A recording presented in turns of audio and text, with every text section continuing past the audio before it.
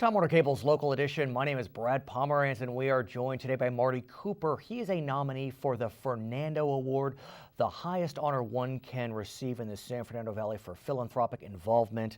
And to say that Mr. Cooper has been philanthropic is an understatement on so many levels. Let's talk about a few of your passions, one being the Boys and Girls Club. Tell us about it. I'm glad you started with that because that's the one I've known the longest. I was a young man from a poor family, came to Los Angeles from Philadelphia, and I joined the Boys Club when I was probably 12 years old. Wow. But then it was called the Boys Club, not the Boys and Girls Club, different logo, different everything.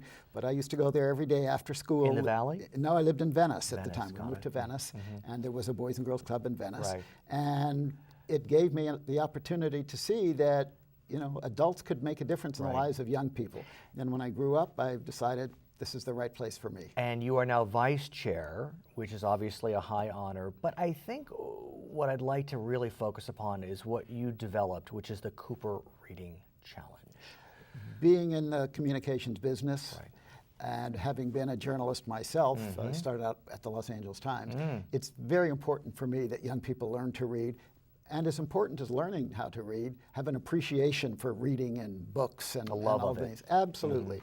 So to celebrate the 25th anniversary of my own firm, Cooper Communications, I gave $25 to the Boys and Girls Club for each of 25 kids to go to the bookstore and pick out a book. Not a comic book, not a DVD, a real book. And I went with them. And I wrote a column about it in the San Fernando Valley Business Journal.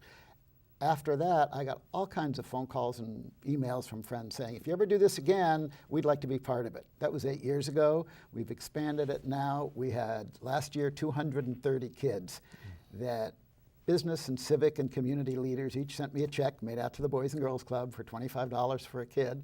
And we took 230 kids to the bookstore to buy books for themselves. And the gist of it is because the kids pick out their own books, they're more likely to read them than someone saying, here's a book, read it.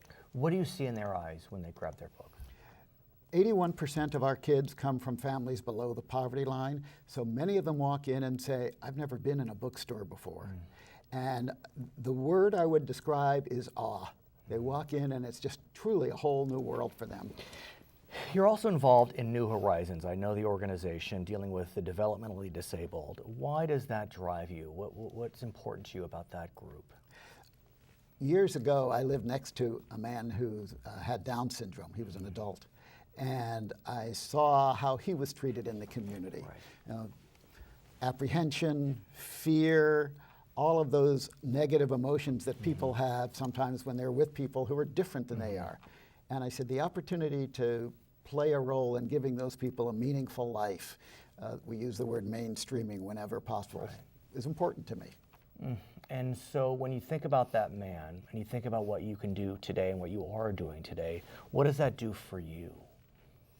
That's a very interesting question. You know, they say that what you do is reflective of who you are. Winston Churchill said, you make a living by what you make, but you make a life by what you give. I believe that. That's what it does for me. And so why do you continue to give to your San Fernando Valley? What is it about your community that makes it important to you to be a giver?